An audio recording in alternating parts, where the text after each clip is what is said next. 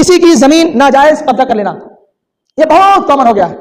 دوسری قوم میں تو یہ بات تھی ہی, افسوس ہے کہ مسلم جماعت میں بھی اور مسلم کہنے والے افراد میں بھی یہ بیماری در آئی ہے. لوگ دوسروں کی زمینوں پر قبضہ کرنے لگے ہیں. اللہ کے رسول صلی اللہ علیہ وسلم کی حدیث کا مفہوم ہے کہ جو شخص کسی کی ایک بالشت زمین قبضہ کرے گا, ایک بالشت, اللہ رب العالمین ساتوں زمین کے تہوں کو توق بنا کر کے قیامت کے دن اس کے گلے میں ڈال دے گا.